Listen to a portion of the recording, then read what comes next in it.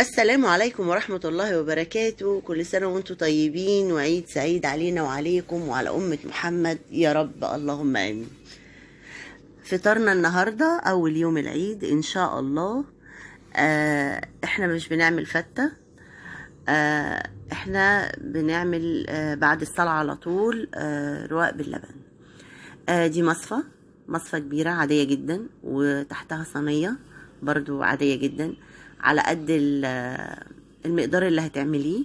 جربي الرقاق المرة دي بطريقتي ومش هتبطلي تعمليه ابدا ابدا ابدا. بصوا بقى هنا، يعني كل اللي بلاقيها محمرة انا باكلها، يعني ماليش دعوة. الرقاق ما شاء الله ما شاء الله زي الفل. طعمه حلو جدا، طعمه حاسة فيه ان هو حلو يعني. تقريبا مدينه نسبة سنة الملح باينة، فمدية طعم للرقاقة جميلة جدا جدا يعني. انا بكسره، مش بعمله في طريقة تانية لعمل الرقاق زي الرقاق العادي. بتسقيه بلبن، وبتغسليه في لبن الاول، اللي هو بتبليه بلبن الاول، وبعدين بتعمليه صينية عادي، وبعد كده بنصب عليه اللبن.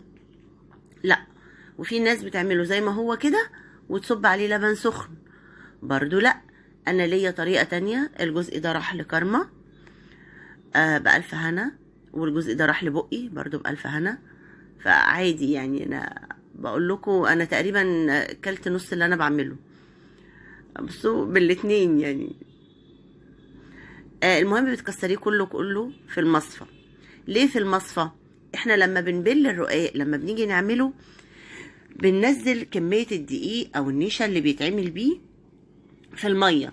طب انا عايزة انزل الدقيق والنشا ده مش في مية، مش هبله بلبن، مش هبله باي حاجة. طب هعمله ازاي؟ هتشوفوا دلوقتي. بعد ما اكسره هنخله زي ما بنخل الدقيق كده في المصفى، وهتشوفوا كمية الدقيق اللي طلعت. لو موجودة معايا لحد دلوقتي يا ريت تشرفيني باللايك والشير والاشتراك وتفعيل الجرس عشان يوصلك كل جديد. كل سنة وانتم طيبين، وربنا يعيد علينا وعليكم الأيام بكل خير وسعادة يا رب.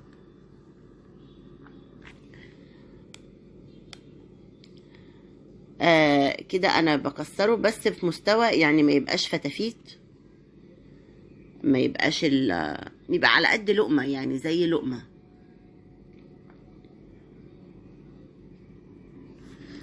بنخله كويس. بصوا دي كمية الدقيق اللي طلعت من ورقتين رقاق. طب هكمل الكمية كلها وارجع لكم تاني وتشوفوا الكمية اللي طلعت قد ايه. طلع منها دي قد ايه.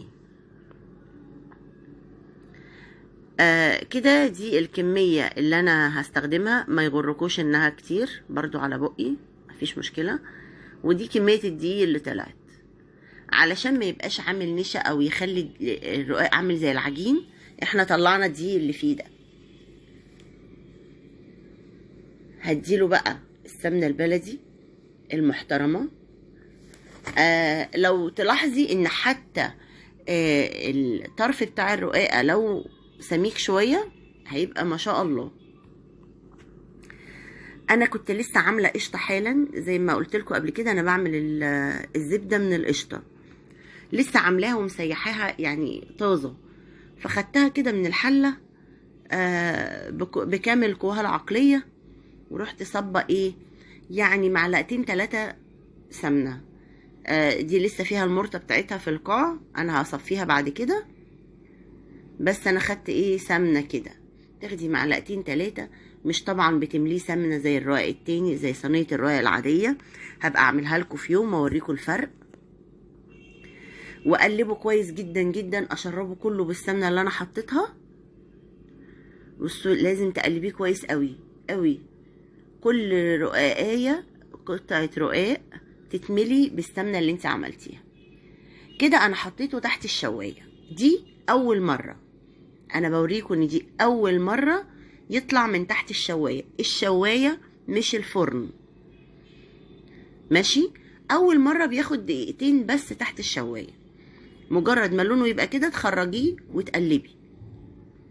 تقعدي بقى كل مرة الفترة اللي بيتحط فيها تحت الشواية بتقل 20 ثانية 30 ثانية لحد ما يوصل لدرجة ان كل نص دقيقة او 10 ثواني تفتحي وتقلبي، تفتحي وتقلبي. هيبقى كل قطعة رقاق متحمصة بشكل فظيع. دي تاني مرة ما خدتش وقت خالص. قلت الفترة بتقل بقى، كل مرة الفترة بتقل.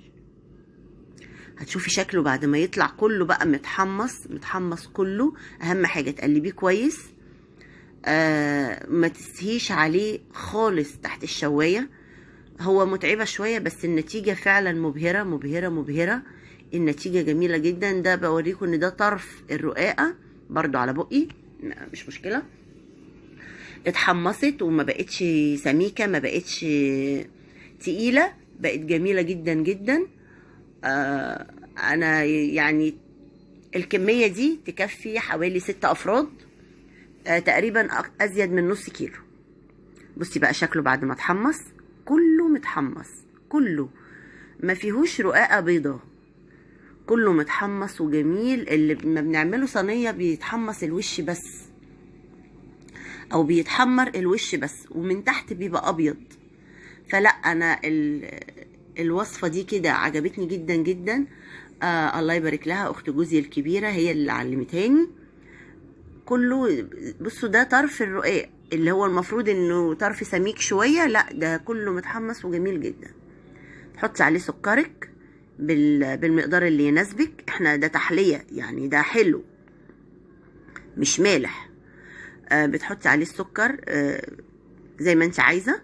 مكسراتك بقى، هو يعتبر زي ام علي بس برضو ام علي هيبقى عامل زي العجينة، لان ام علي معمولة من عجينة الملفي، والملفي برضو ما بيتحط عليه اللبن بيطرى قوي. فاحنا مش عايزين القوام يبقى طري جدا، لا ده هيبقى مش عارفه اقول لكم ايه. هو طعمه حلو جدا جدا جدا يعني. انا ما كانش متوفر عندي غير جوز هند، حطيت جوز هند والسكر. تحطي المكسرات اللي تعجبك وتصبي عليه بقى اللبن وهو سخن. هو طالع من الفرن واللبن سخن عشان تبقي عارفه. المقدار ده بياخد حوالي 1.25 كيلو، كيلو ونص لبن. تمام. انا بس حطيت الكوبايه دي قدامكم، لكن كملت بقيه الكيلو. يعتبر 1.25 كيلو، هو خد 1.25 كيلو. يعتبر ازيد من نص كيلو رقاق. خدت تقريبا ازيد من نص كيلو، والكميه دي زي ما قلت لكم تكفي 6 افراد.